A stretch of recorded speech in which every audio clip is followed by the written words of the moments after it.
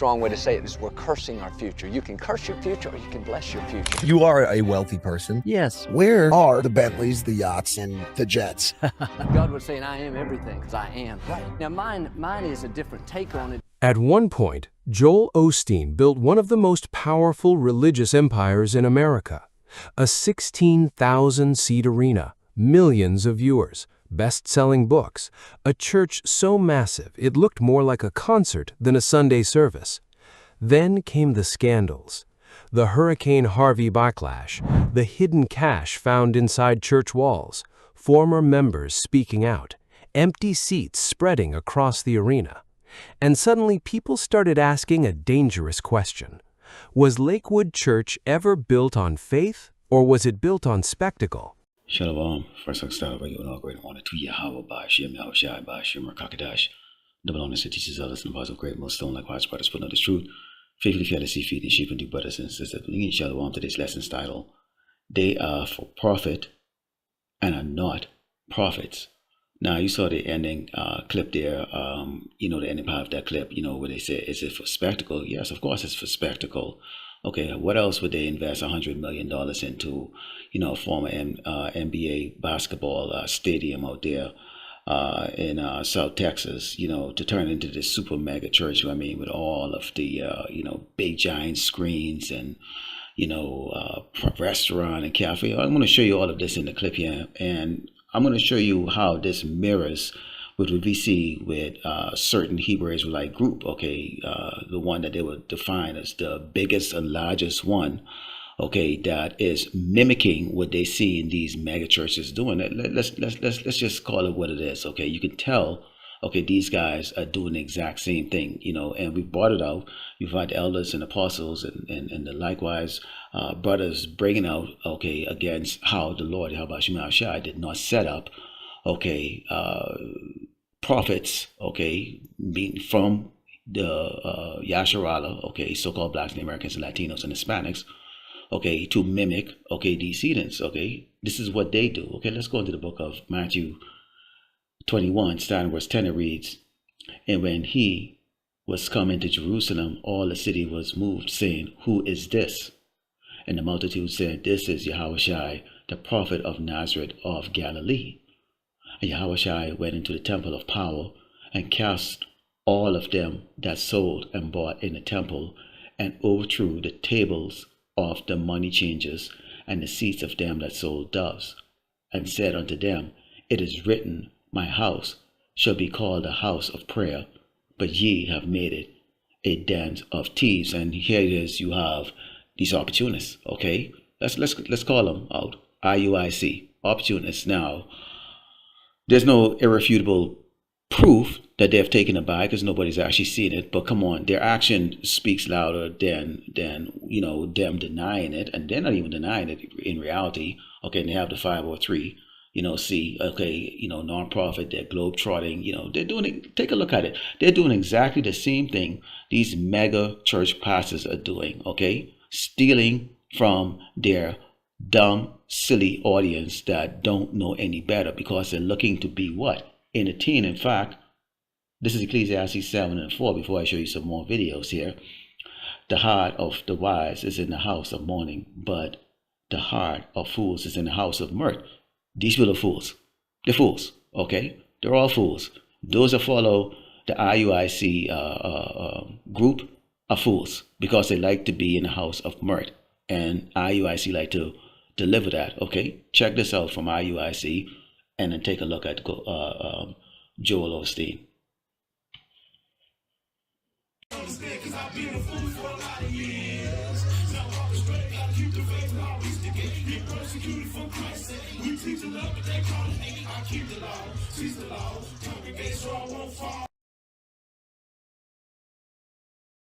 Before Joel Osteen became America's most famous pastor, he stayed behind the cameras. Most people don't know that. My father was a preacher, and I worked behind the scenes for him, and I didn't want to preach. I didn't want to get out in front of people because I didn't think it was in me. In the 1980s and 90s, while his father, John Osteen, preached from the stage, Joel worked quietly in television production. He edited sermons, managed broadcasts, avoided the spotlight completely. In fact, for years he refused to preach. Then everything changed almost overnight. In 1999, just days after Joel finally delivered his first sermon, John Osteen suddenly died from a heart attack. The church was shocked. The empire suddenly had no leader. And somehow, the quiet man behind the cameras inherited one of the largest churches in America. At first, many people doubted him. Joel didn't sound like traditional pastors. He rarely talked about sin, rarely mentioned hell, rarely preached hard sacrifice or judgment. His sermons sounded softer, simpler, more hopeful. This is the book of John 2 and verse 12, and it reads, "After this he went down to Capernaum, he and his mother and his brethren and his disciples, and they continued there not many days. And the Jews' Passover was at hand, and Yahushua went up to Jerusalem, and found in the temple those that sold oxen and sheep and doves and the changes of money sitting.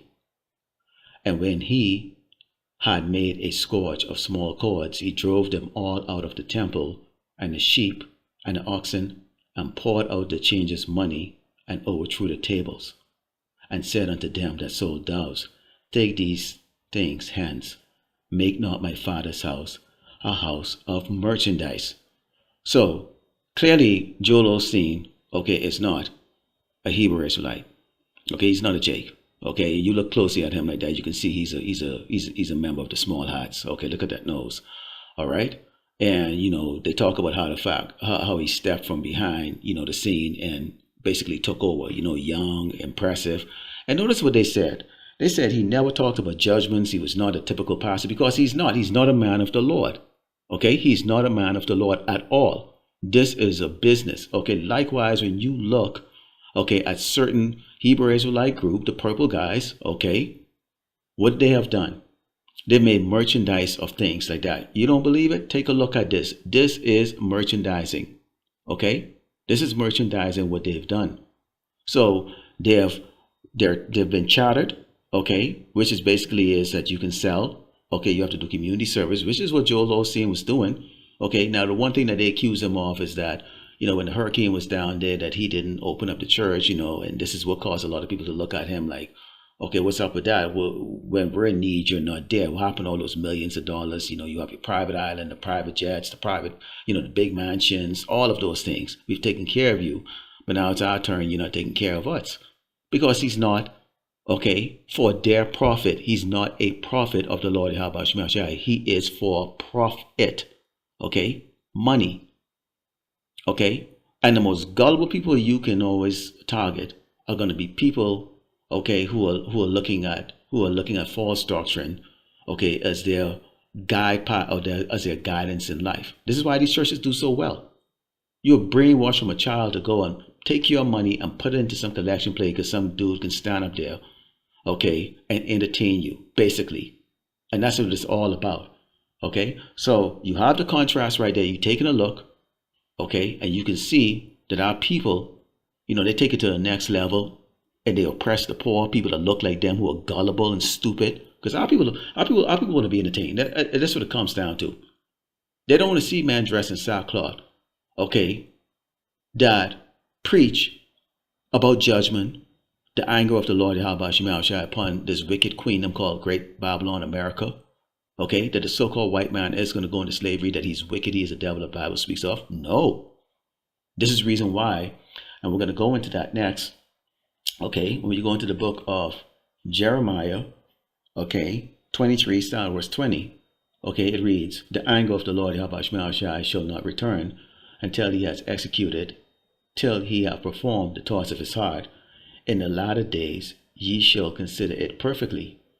I have not sent these prophets, yet they ran. I have not spoken to them, yet they prophesy.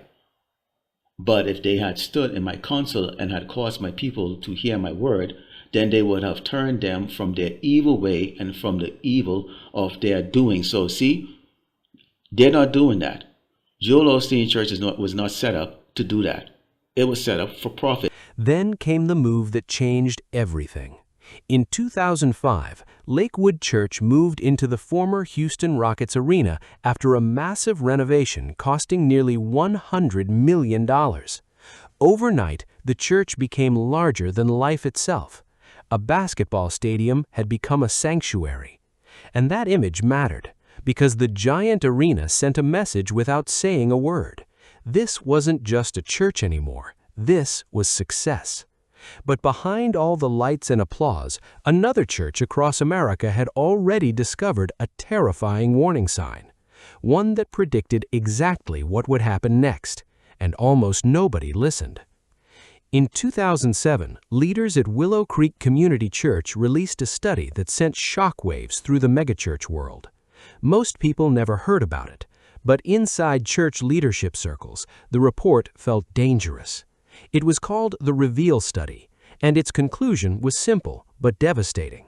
The longer people stayed inside these massive churches, the less spiritually connected many of them actually became. Not stronger, not deeper, not more committed, less. For years, megachurches had measured success through numbers. Bigger crowds meant bigger impact. More campuses meant more lives changed. Packed auditoriums became proof that God was moving. But the study suggested something uncomfortable.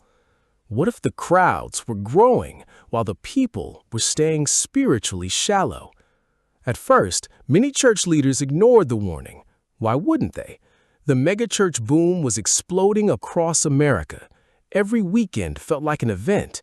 Coffee shops inside church lobbies, concert-level worship bands, giant screens hanging from ceilings. The same thing with these doggone guys in the purple. Okay? They have people calling the incorrect name. Okay? They're making likeness of everything. And you will be surprised how many emails that we get. One group's telling me, brother, you're going to be destroyed if you don't say you hey wild hey. Another group says you're going to be destroyed if you don't say Yahweh.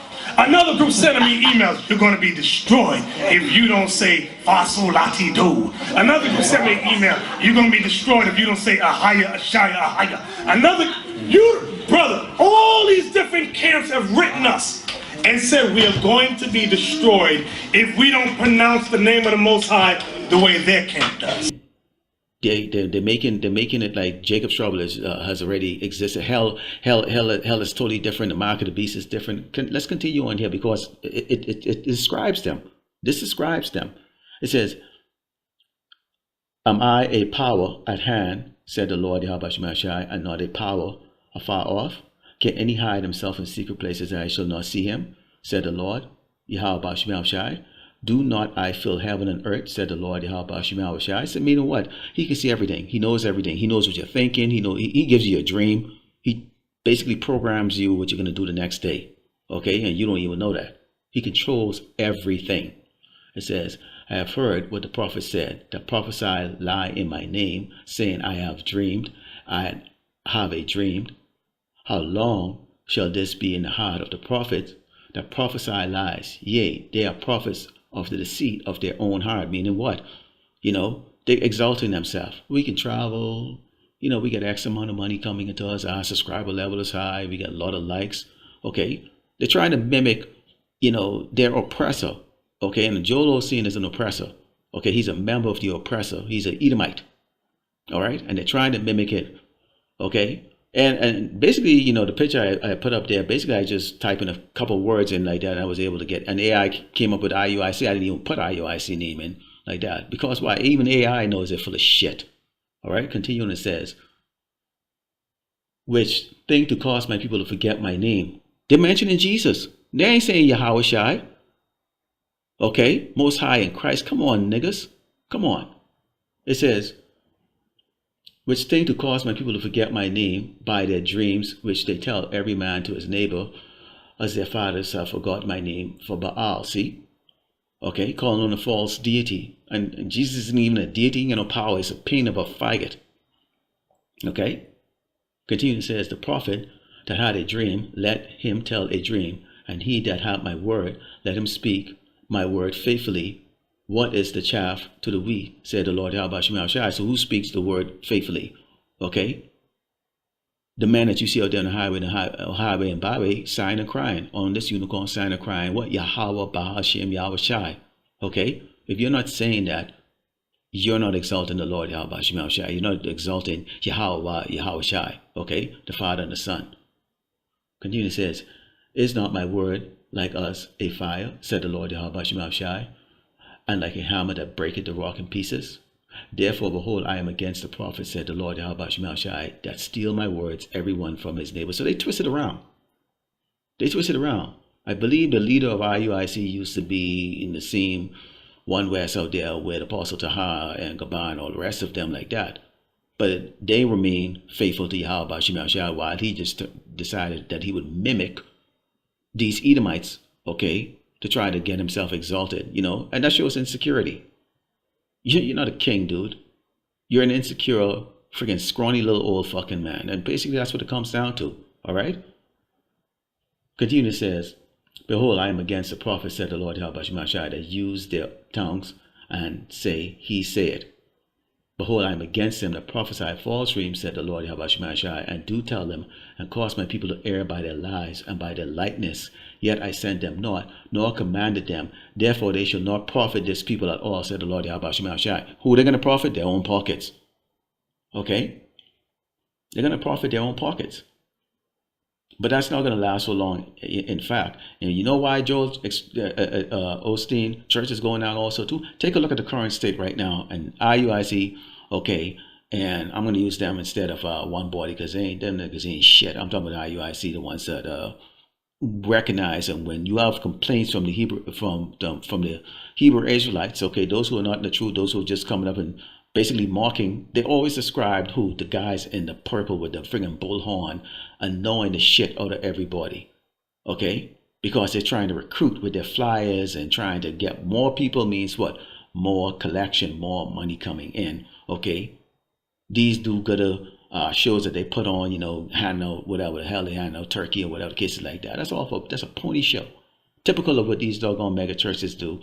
And Joel Osteen was very good at that, except when he was tested to see exactly how he feel about his audience.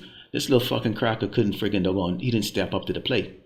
So now his church is emptying out. But what's really taking place here right now? These people are oppressed and depressed right now.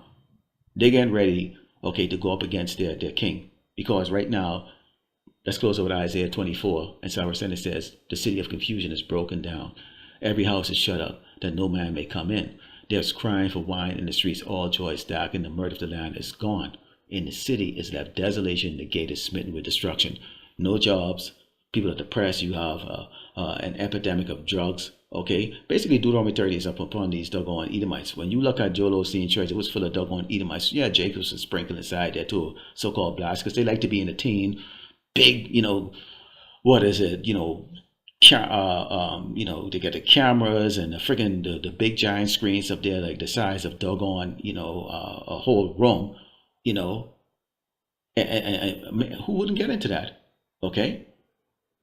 And what you will notice, okay, what it talked about, okay, is that that study that they did shows that the people, okay, became more enveloped in the entertainment aspect of these mega churches and these churches, which is the reason why, and I've had it happen to me a couple of times when I've gone out there with people like, if I'm IUIC or whatever cases like that, which I don't belong to any group, okay?